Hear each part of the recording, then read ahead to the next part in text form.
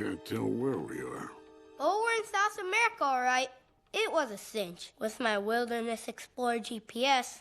GP what? My dad gave it to me. It shows exactly where we are on the planet. Boop, beep, beep, beep, boop, boop. With this baby, we'll never be lost. Oops. What's going on, movie lovers and butt smokers, and welcome back to another episode of 5 on It. We are your hosts. I am Francisco.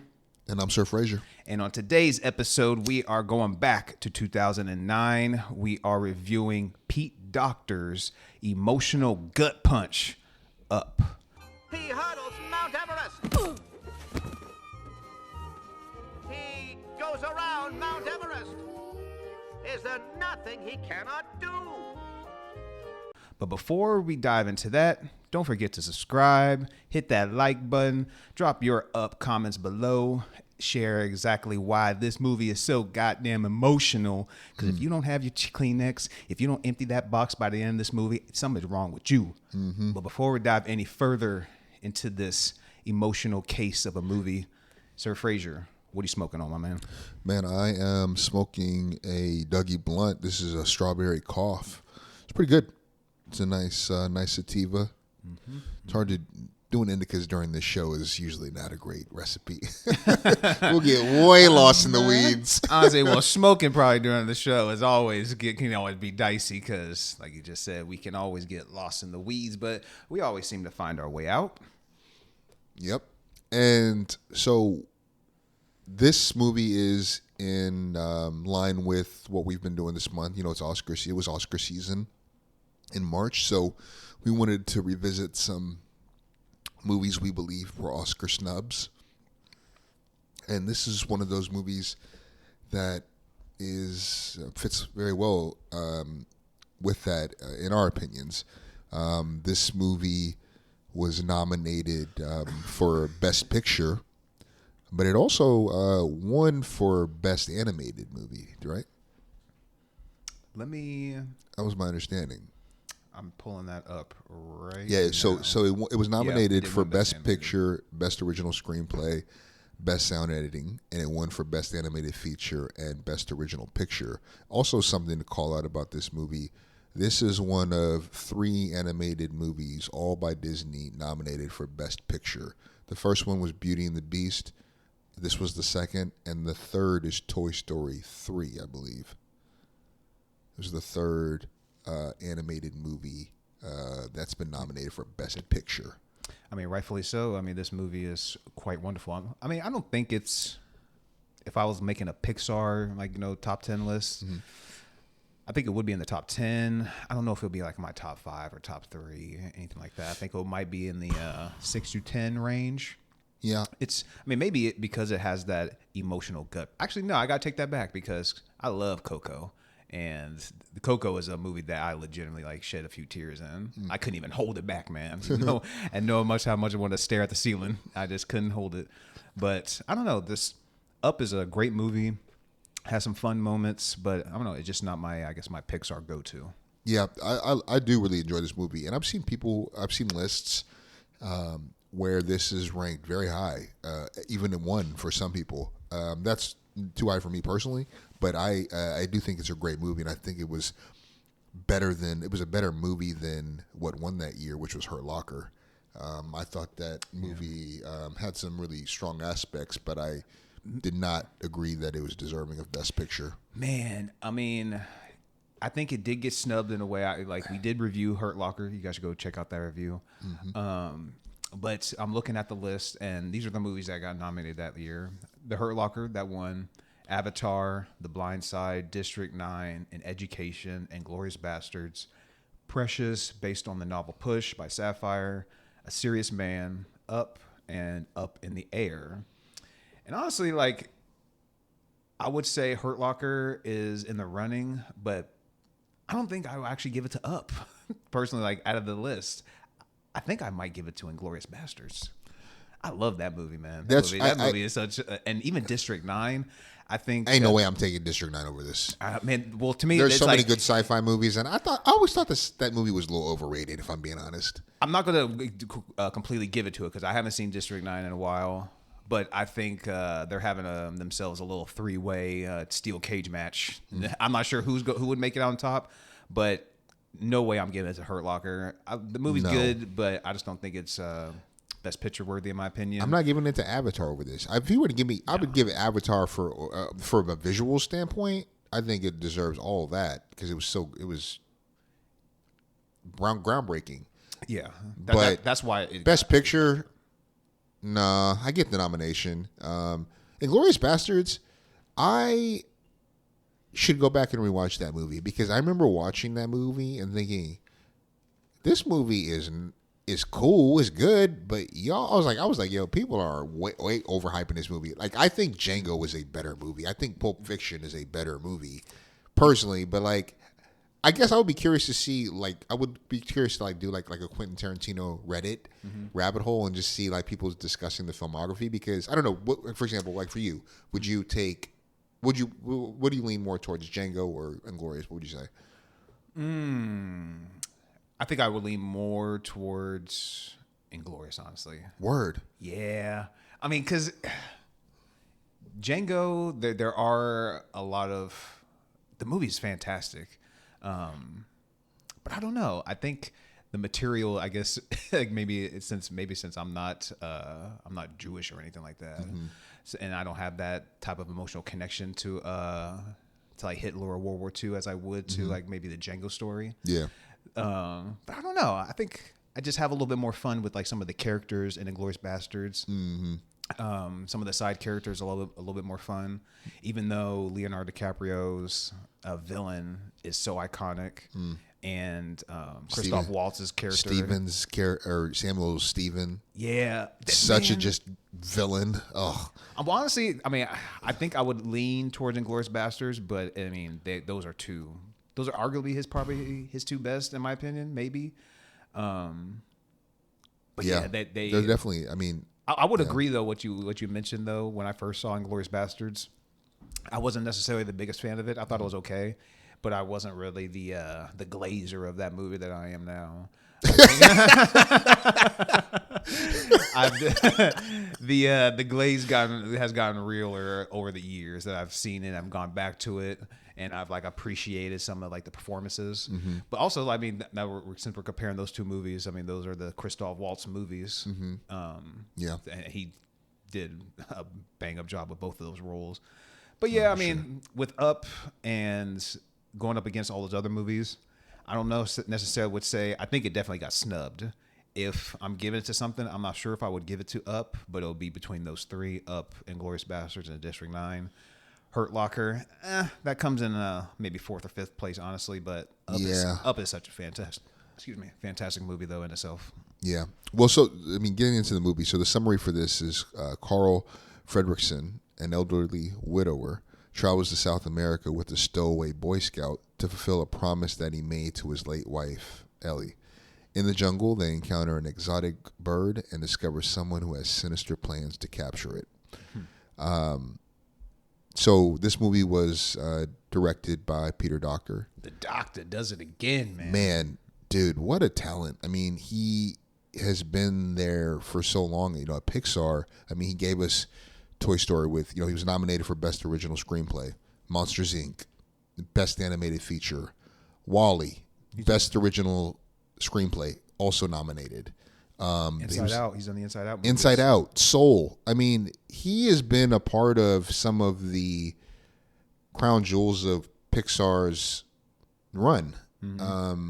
And, you know, I mean, I really hope that he gets his flowers. You think he gets his flowers? I don't know. I mean, I can't really.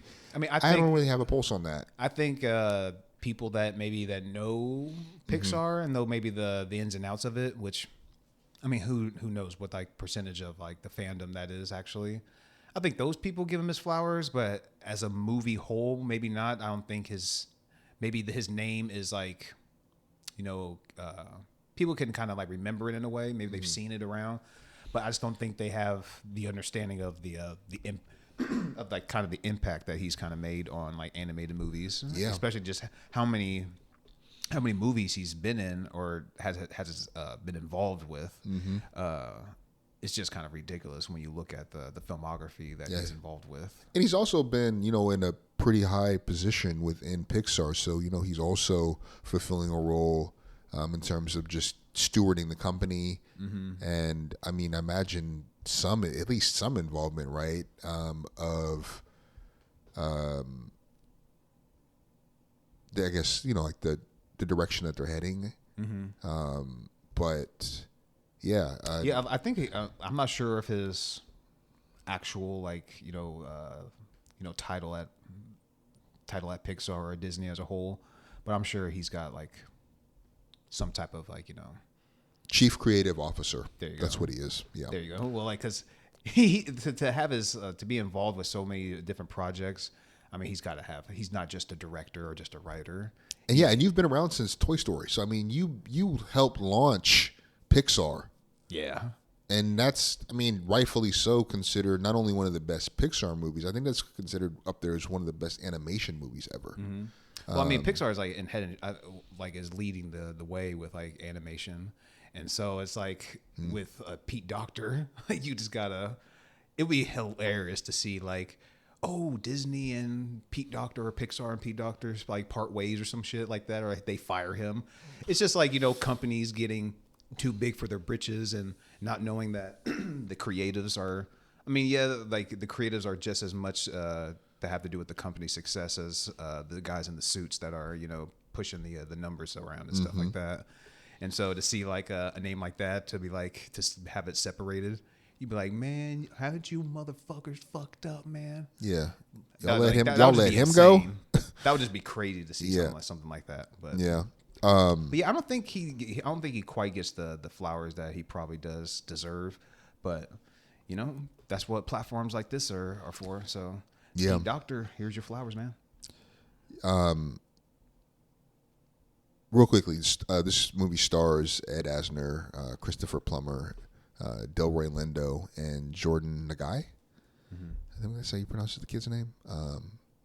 But this movie, so I didn't know this, but this is the first film in history to be nominated for both Best Picture and Best Animated Feature.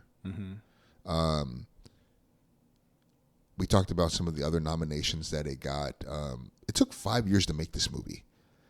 That's not surprising.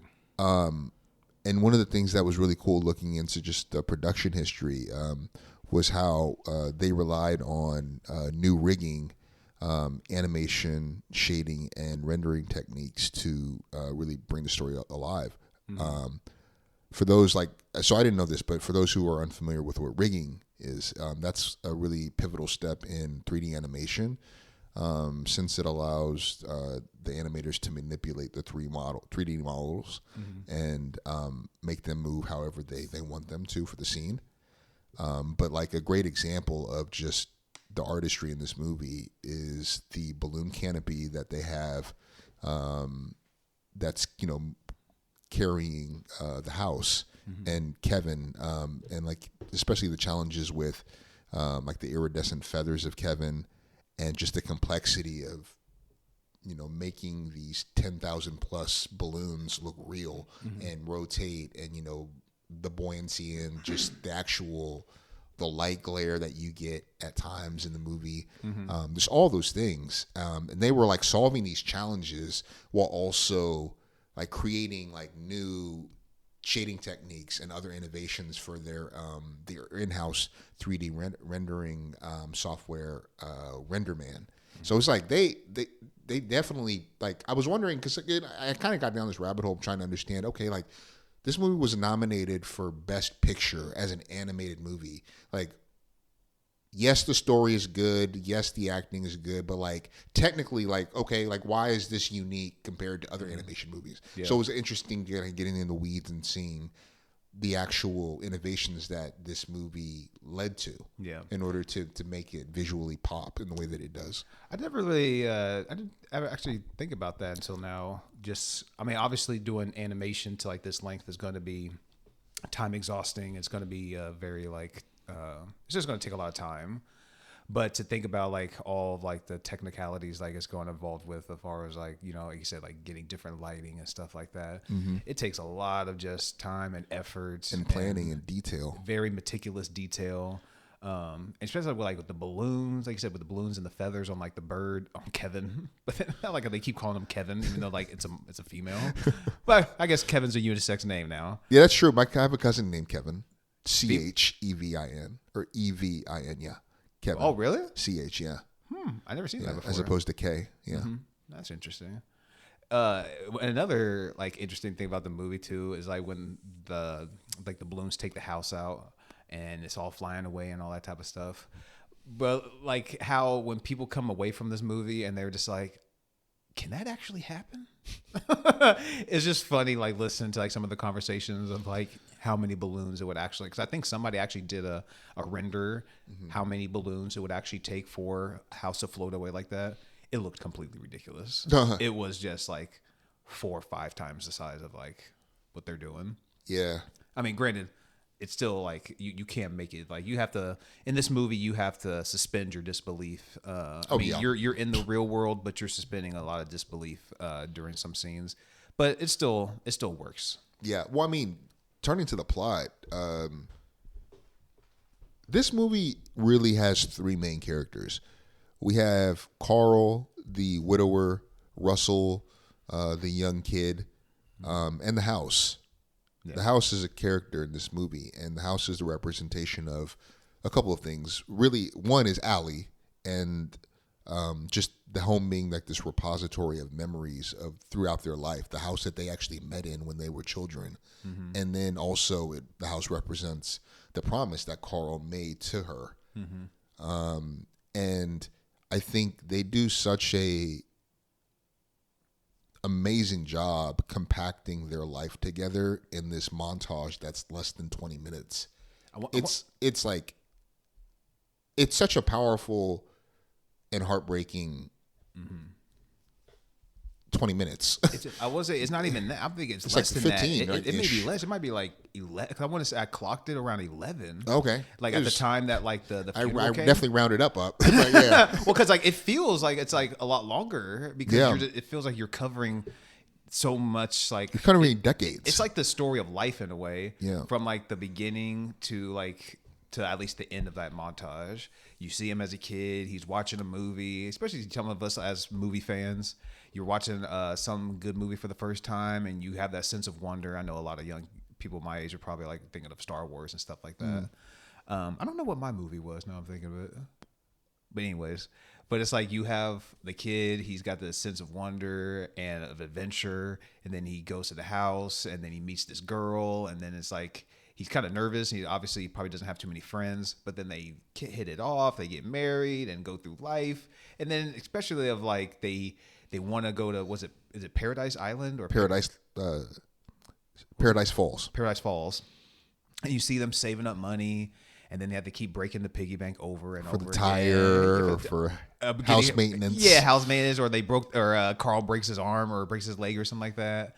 And it's just like that's what real life couples go through. It's like, and then the miscarriage, man. Like, that was a really tough moment, you know. And it conveys so much of just one of the big themes in this movie that I think it seems unique, but maybe I'd have to correct me if I'm wrong. But I think one of the big themes of this is aging, and that montage just shows us that theme of aging, and that's not I can't think of many Pixar movies that really address that topic. But it's just like those first 12 however many minutes, they were masterful storytelling, and there's so little dialogue. That's what to be honest, like past that moment, I didn't remember anything of this movie. And I think when a lot of people talk about Up, they always mention about that first 10, 15 minutes of the movie because it's such a gut punch of like how you're seeing somebody like literally grow up, grow old, lose the person they care about the most. And then when you pick up on the very next scene, you just kind of see him and he looks almost isolated. grumpy and just kind of sad. He's become a hermit. Yeah, and then, like you're just going through all types of emotions. It's like you feel alone in the world. You probably don't even want to be here anymore, but you're still trying to go through the motions. It's just like a great way to not. I don't know if that's a great way to put it, but it's just I don't know. It's just an interesting way to start a movie. Yeah, something that that first, that opening montage with Ellie and Carl reminded me of. It was just, I was listening to this conversation with the cinematographer, and they were saying, she was saying, when I was learning, and when I'm working, when I watch a movie, sometimes what I'll do, I'll watch the movie muted, because if the way that the movie is shot can tell me the story without the dialogue, that's powerful. Yeah. Like, that's great cinematography. You can still, the storyline still is captured just through the camera work. And I think that and I think about that scene, right, in the sense that this opening montage, there's so little dialogue, and yet there's so much that we see through the shots of them in different moments in time. Yeah. We see this roller coaster of their relationship over decades. And I thought it was just, like I said, very powerful and well done. And it also really sets up two things. One, his mission and his promise, but also it foreshadows the bad guy in this movie, who's Charles Muntz. Which I mentioned, you have to suspend your disbelief. Man, with Charles Muntz, dude. How old is this motherfucker supposed to be? Because when Carl is watching him on the movie, as a boy, I'm gonna say he's around 10 years old. Yeah. And it looked like that dude in the movie, Muntz, was like his 40s at least, right? Easily. It's like, let's just say 30s, just to give him some years. Humor me. Give him some years. Carl is an old ass man. 70s. And you're trying to have me believe that this dude has been chilling on here with his smart dogs, and he's an old man too. I'm like, if Carl is in his 70s or 80s, this dude is past 100. Oh, definitely. Easily past 100. So that's, I mean, not to jump to my cons right real quick, but that was just such a, when he's the villain. I mean, it's funny watching them kind of go back and forth, especially when it's hilarious when they have their little fight scene and their backs go out. Oh my god, that shit was hilarious. But I just couldn't get over the fact that I'm like, this dude should be dead. Yeah, just because of old age. There's no way this dude's alive. So what's funny? I was listening to there was a documentary on YouTube behind the scenes of making this movie, and one of the guys behind the scenes said that they actually tested this with audiences, and it rarely came up as an issue. Oh, really? Yeah, and to be honest, I thought about it in rewatching this movie, but then I forgot about it as the story went on. Like, I wasn't something that it distracted me, oddly enough. I didn't really have a problem with it watching the movie. It didn't stump me, even though I was like, how old is this guy now? Like, realistically. But I also thought, I was like, you know what? Maybe I was tripping. And I was like, maybe how they portray him on the movie at the beginning, I was like, maybe he's younger. Maybe he's only supposed to be like a teenager or something like that. I was like, maybe I'm tripping. No, he was a grown ass man. He was a grown man. I think he was he looked like he was in his 40s at least. I thought he was. That's what I thought. But I was like, you know what? Maybe I'm tripping. Whatever. Yeah. But it didn't take me too far. It's not gonna be a huge negative. It's not gonna affect the score drastically or anything like that. But I have to point it out. No, yeah. No, it definitely. Yeah, no, I feel you. Yeah, I definitely would have. I think we're going to have... I mean, did you notice that too? No, I definitely did. Rewatching it, I definitely noticed. I was like, yo, how old is this guy? Because he looked like he's very spry. I was like, yo, this old man, did he find the fountain of youth, but not the bird? I know. That's what I'm thinking. I'm just like, wait a minute. I think it was right when they're trying to eat dinner maybe too, and I was like, hold up. Wait one darn 2 minutes. Yeah, no, You're for sure. You're supposed to be dead. For sure, man. I mean, honestly, the cons aren't very, very big. I mean, I don't want to jump to those right now. No, I get you though. What were you gonna say? I was just going to pick up after like the opening scene. Oh yeah. Just like when we get introduced to pretty much Russell. Yeah. Because Russell provides like such good comic relief, but he provides like some backstory about his life and why like him and the old man Carl are going to have like a great connection throughout this movie. They have their ups and downs, like they have hit a bit of a like rough patch. Yeah. But when Russell gets introduced, but then when you start going and he starts talking about his dad.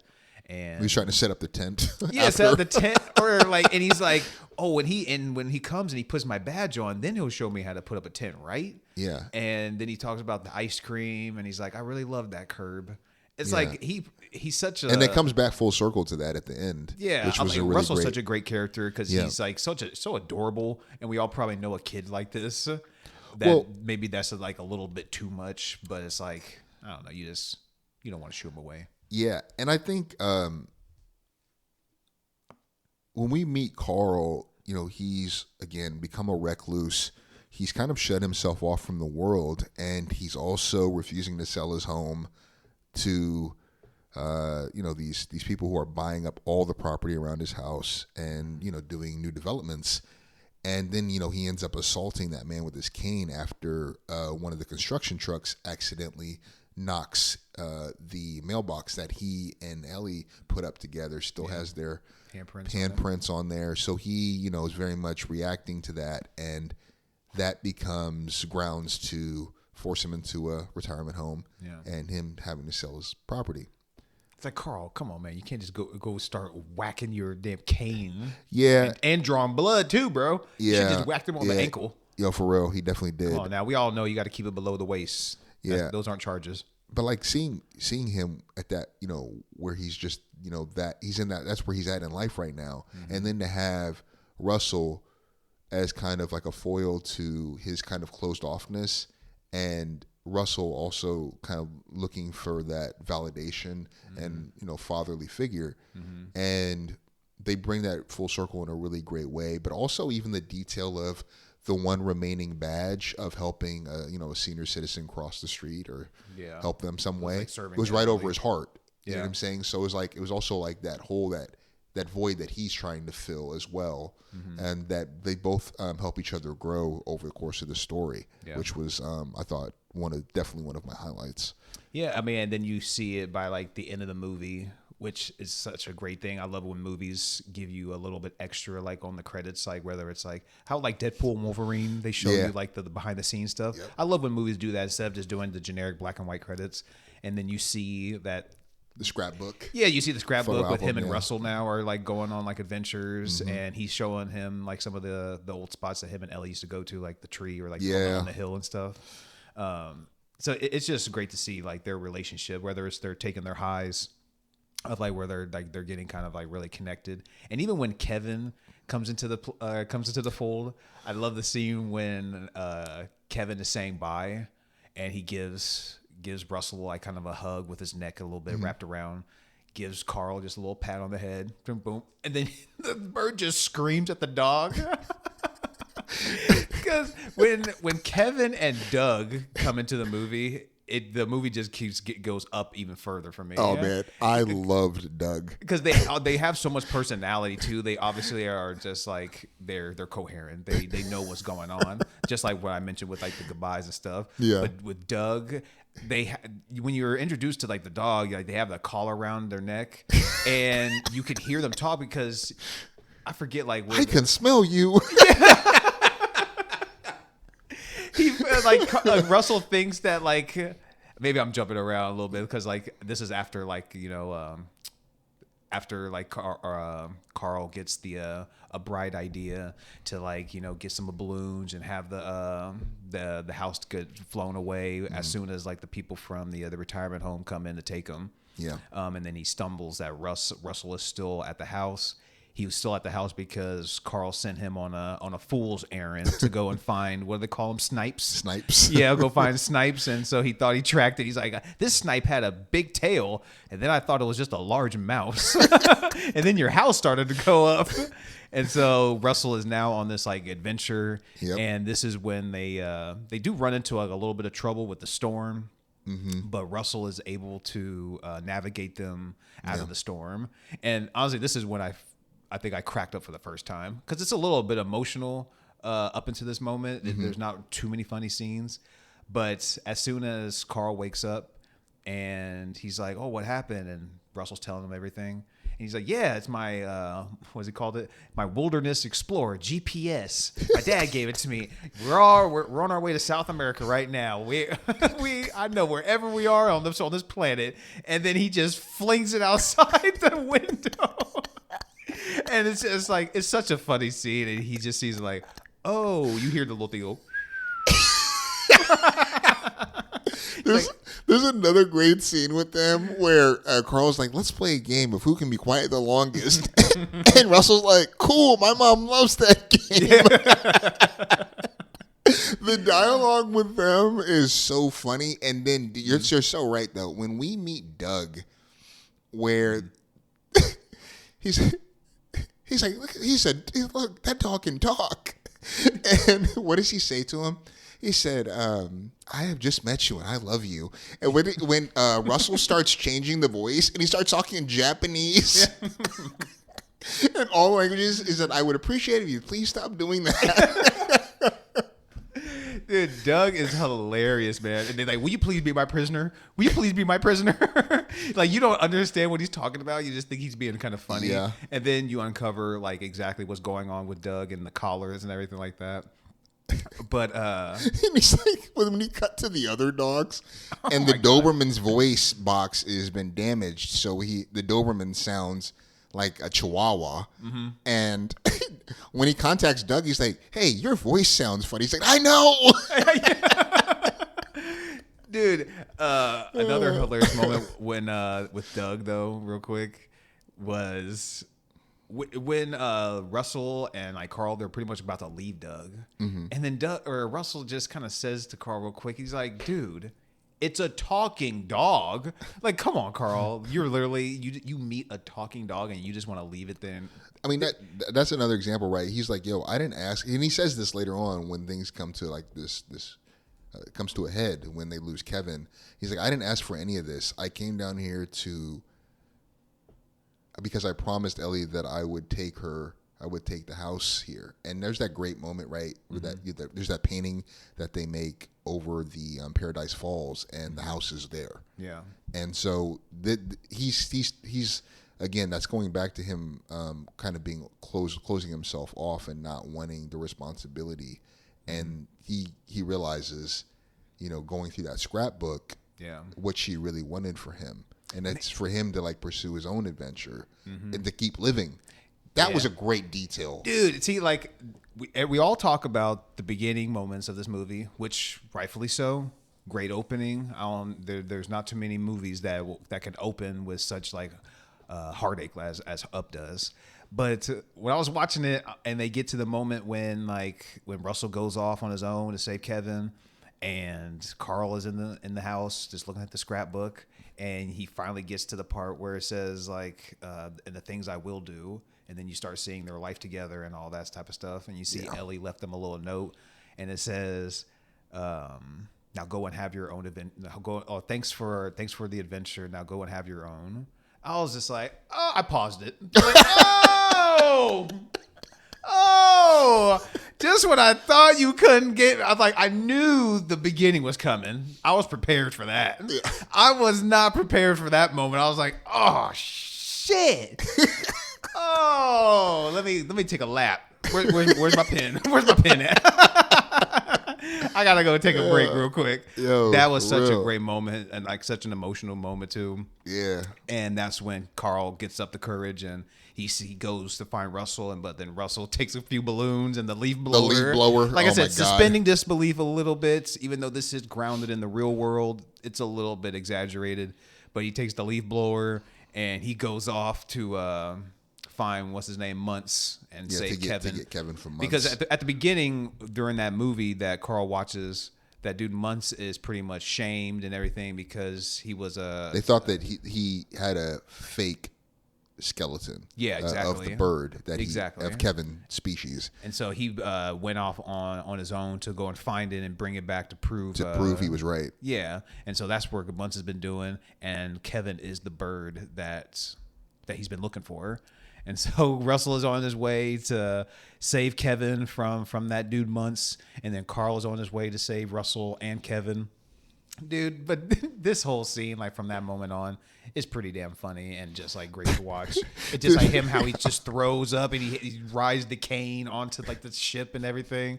It's a great scene. Well, also, I mean, yeah, that whole sequence, right, where we learn everything about Muntz, where, you know, why he's out there, why he's been gone so long, what elixir he's been drinking to stay young. And we also learn about the dogs, right? The dynamic is was a really fun aspect of this movie.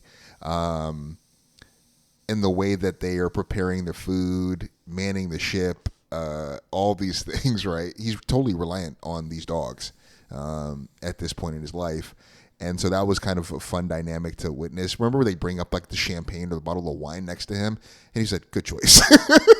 You know, like, those were really fun moments. But then, of course, you know, when he realizes they know about the bird and that they've been around the bird, he suspects that they're there to get the bird. Yeah.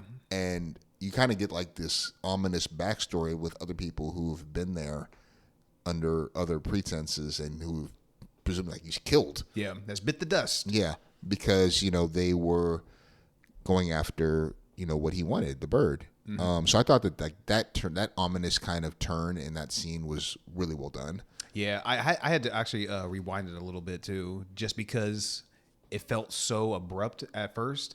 And I was like, wait, I think I missed something, because I think I just maybe glanced at my phone for a second. But then when you go back and you just figure out, like, oh, it's just Russell kind of just being a kid. Mm-hmm. Like, oh, yeah, Kevin loves chocolate and everything like that. He goes gaga for it. Yeah, and then oh man, that's when Carl was just like, hey, we haven't seen the bird. You know, he's trying to shut it down. I think that's where Carl messed up, because that set Charles off, Muntz off. Yeah, he thought that's when he's like, they're trying to hide something. If Carl, I think, would have just been like, yeah, just kind of played along with it, then I think they kind of would have been okay. Mm-hmm. But man, but I mean, going back to the very end scene, right, where they're rescuing Kevin, the scene where Russell is being dragged across the window as Muntz is like looking. Like, just mouth just open, just like watching this kid was hilarious. Something that I did want to point out about Kevin that I thought goes back to just like the layers that Pixar, the layers that they apply to their work, is that Kevin was shaped like an egg because he needed nurturing and protection, and that's what Carl kind of comes to do in certain pivotal moments in this movie, right? I thought that was like an interesting detail that I wasn't conscious of until I heard that. Well, I think that's why Pixar is, like I said, is one of the leaders, if not the leader, in like animation movies, and whether it's like behind the scenes stuff and like the technicalities and the abilities of like their artists, or whether they're putting it in like their writing. Pixar just like they have crazy detail to like their themes and like, I don't think anything just goes just just frivolous. Yeah, everything has a purpose to it. That's why there's so many, like, you can go on YouTube and find all these videos that have like Easter eggs on like stuff and how certain things are connected and all that stuff. Mm-hmm. Like the Pixar world is just crazy, and I'll say Up is just, if not, they're one of the best, if not the best in a lot of people's eyes as far as like the movies go. Yeah. I don't think they're best. I think I don't think so either. I think Coco's up there for me. The Incredibles is up there. Obviously, Toy Story. I mean, Up is fantastic, but yeah, I mean, there's a few I put ahead of it. I think there's definitely there's tiers with Disney, Pixar. Mm-hmm. If we're just talking about Pixar, I would say this is tier 2. I think for me, tier 1 is Toy Story 1 and 3 and WALL-E. Mm-hmm. Those are like top tier for me, and then second tier for me is probably like this, Finding Nemo. And honestly, I think for with Toy Story, I think I'm just going to be like Toy Story, just the whole, instead of, because like, I mean, I could separate them, But I think that is at this point with Toy Story, what they're coming out with the fourth one now. Fifth one. Oh yeah, the fourth one was like the carnival. Yeah, that was a good one. Forky. Yeah, They haven't the missed. fifth one. Honestly, like me. I put this Toy Story franchise in tier 1. They have my money. Is it the greatest franchise of all time? I don't know about that. I know it's an unpopular choice, but critically and commercially, this franchise is pretty significant. It's like they haven't missed. I mean, well, where would you put like the MCU on that? Too many misses. Too many misses? I mean, you almost have to compare by franchise within Marvel. Well, what if you just took up into Endgame? Okay, so I think that's I don't know that would work. So I think because that's a broad universe Too in and of vast. itself. Now, if you were to say this franchise, or like say you were to say Captain America, or Spider-Man, It has to be something like, because MCU is just way too vast and broad. because I mean, they would be like comparing. If we're gonna do that, we might as well just compare Pixar to Marvel. Yeah. You feel me? Yeah. Actually, I think that would be, that's a good battle. Pixar versus Marvel. Ooh. I mean, granted, it is animation versus live action, and live action will always get probably the Because I mean, the well, brunt of it. But see, honestly, like, I mean- Pixar is great. Like, I mean, yeah. like animation aside, those are fantastic movies. Getting into the weeds a little bit. Yeah. I wanted to mention, you mentioned the talking dogs, a line that they said when they're sniffing around, and he's like, "I smell prunes and denture cream." Bro, those dogs crack me up. They kept referring to Russell as the small mailman. Yeah. And one thing that's penetrated like the zeitgeist of like my real life every day, I always somehow find a way to mention or just like be talking to just like squirrel. Oh, Like, yeah. just Oh, do- my God. Like just do like that little shit. Just because like sometimes I'll just go off on like weird little tangents, or you're on a train of thought, then all of a sudden something catches your eye, and now you're on that different train. Oh, So for sure. I can. That's a great call out. Yeah, I can definitely see myself in that dog a little bit. Yeah. But them mentioning that line with the denture cream and prunes, that shit Man. had me going, man. Yeah, well, even the scene right where Russell gets into the ship and he has the ball, and they're like, "Ball!" And he throws it out, and all of the dogs rush out, and he locks the door behind them as they grab the ball and turn around and look at him. Yeah. Dude, Such a good scene. Just like the animation is like top notch in this movie throughout. Just like all of like the looks on like the dogs Oh, and everything man. like that. Great Like, call out. We can't say enough about just like the animation. The feathers as a of whole. Kevin, the balloons. I mean, I'm going to use this as a pivot to one of my highlights. The sequence where all of the balloons, right when all the balloons are revealed and they shoot out, and you see these 10,000 plus multicolored balloons. That's such a beautiful scene, and we see the house pulled up and showing like the balloons reflecting in the light like of the buildings and seeing people's reactions. That was a highlight. Such a beautiful scene. Even just like some of the sound design, like when the balloons are getting popped by months at the end, even when like the storm comes, when animation can like kind of immerse you and make it feel like it's real. I mean, that's when it's doing its best. So Well, even when I got to Paradise Falls, so I read that the production team, some of them went down to Central America for some time to merely make sure that they were capturing or rendering a more like an authentic depiction of South America. And so I thought that when the chase scenes, for example, were really well done, looked great. I thought that the scenes of the jungle that looked good as well. I think that the level again is just another nod to the attention to detail that they provided. yeah, just like I've been to Brazil. I've been to all over South America, but there's just like a certain type of lighting like I feel like South America has, and I feel like they kind of capture that too, like when they get to Paradise Falls. So like you said, with their attention to detail, Pixar doesn't miss, man. Yeah, But- I mean, do you want to pivot to scores, Yeah, actually, or hold do on. you have any negatives? Actually, we should probably. Besides, I got some cons. Like I mentioned, I said Charles Muntz is still alive? Question mark. And another thing, I mean, I don't know, like, you know, the science and all that type of stuff behind it. But I was like, you know, we're animation. This is an animation. We're suspending our disbelief in a way. We got a kid riding a leaf blower with some balloons on his back, going up to like a hot air balloon. But one thing I mentioned was just kind of like holding the house down when like it almost floats away. I was just like, am I just? I guess maybe I just chalk this up in kind of like how, like let's say, like the kid riding the leaf blower. Just gotta suspend disbelief a bit. Yeah, but. I think this is the first moment that we kind of see some crazy shit. I mean, granted, like the house flying away, yeah, but it's kind of taken off when they kind of have a crash, and then the old man grabs it by the hose, and then Russell grabs him, and they get to a point where they're kind of holding it, and I'm like, I was like, can they really hold that house down? But I was like, I don't know. It's attached to all these balloons. Yeah, maybe that makes it kind of become weightless in a way. I was like, I don't know. I was like, I'm smoking too much weed right here. I'm thinking of too much of like the weight and like the angle coming off. But I was like, I don't know. I can't dive too far into it. I'm like, it's a con. Yeah, it's not a huge con or anything like that. It's just something where I'm like, I'm supposed to believe this old man and this kid is holding this house down. They're anchoring this house. They're anchoring this house, and now like they're just walking it across like a dog. Yeah, but you know, whatever. Well, it is what it is. That scene is hilarious though when. As Carl is holding the house, you know, by the hose, he tells Russell to climb up, and you just hear him grunting, Russell grunting, and he has barely moved like a couple of feet, and he slides back down onto Carl. I was like, oh my God. He's like, that's all you got. That was a funny scene though.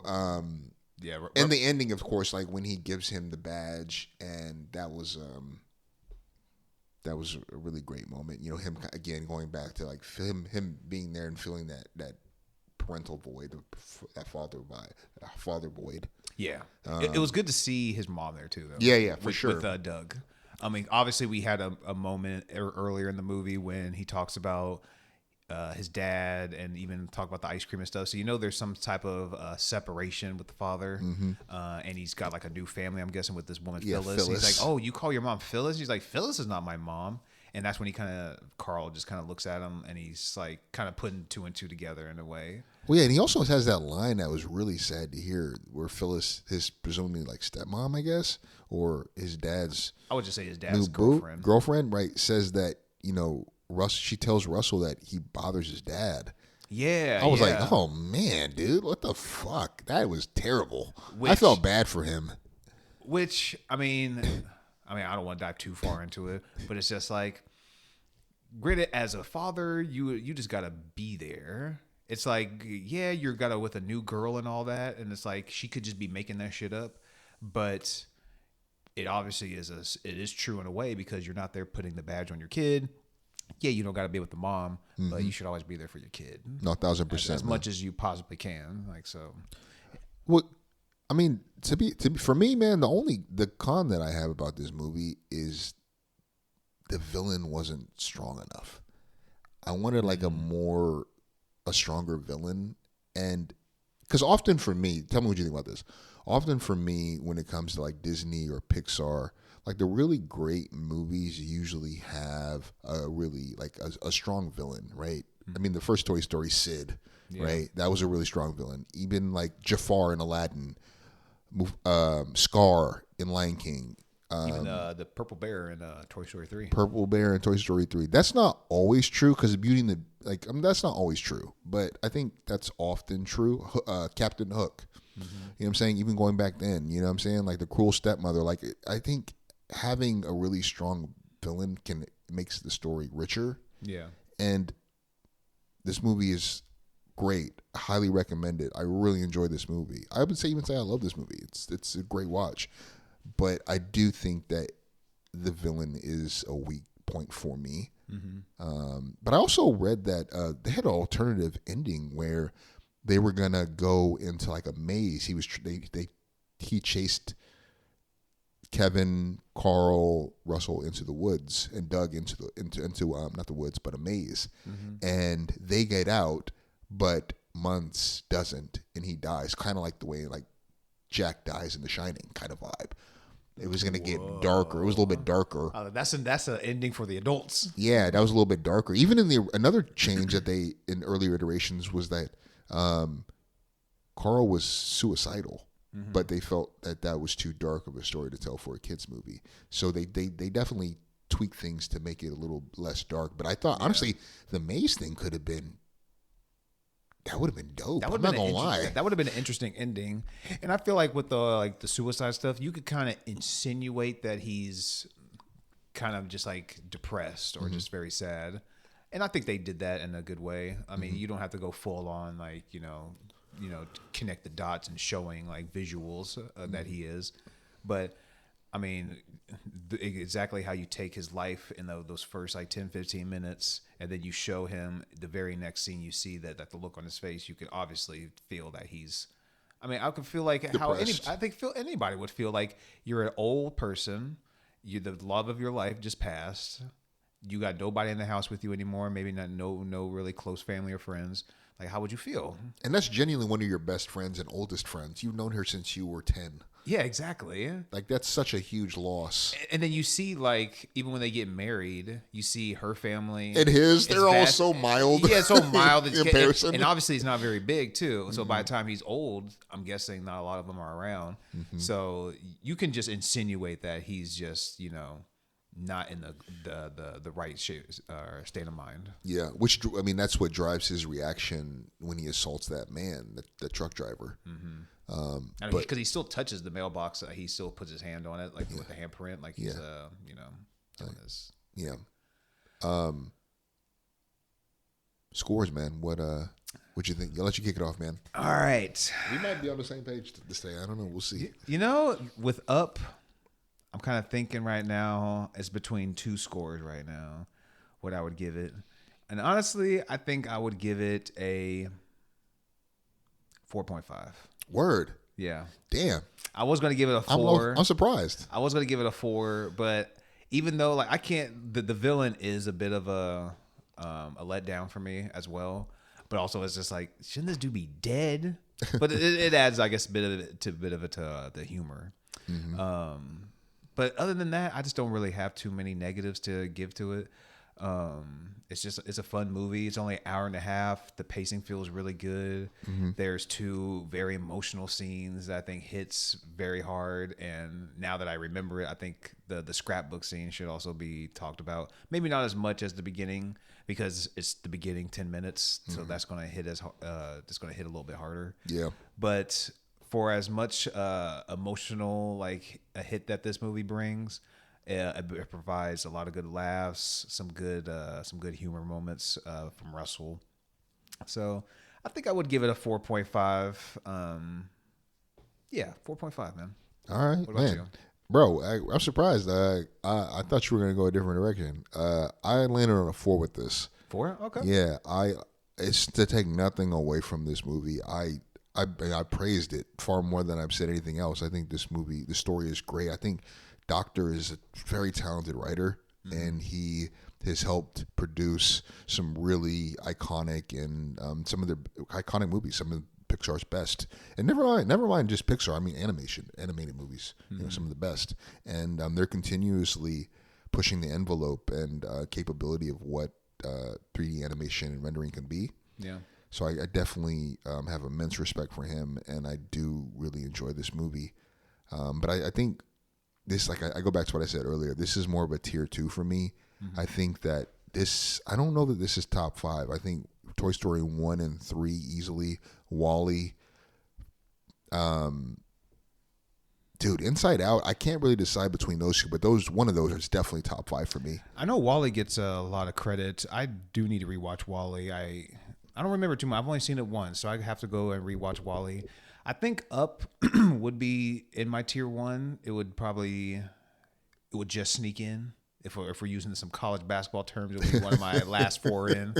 But yeah, I mean, I wouldn't get upset at anybody putting this in tier 2. But it's like, I mean, yeah, people legitimately say that this is. There are conversations out there, and by serious people who think that this is one of the. They make convincing, serious arguments, I should say, that this is the best movie Pixar's done, and I'm totally down to listen to that argument. Yeah, I think it's a worthy contender. I mean, would it come out on top Wouldn't for be me? for I don't me, know, but I would definitely entertain that. it's a worthy champion. Yeah. Cool. Well, yo, that is our episode for this week. We're wrapping up Oscar snubs, but stay tuned to our next episode next week. Peace.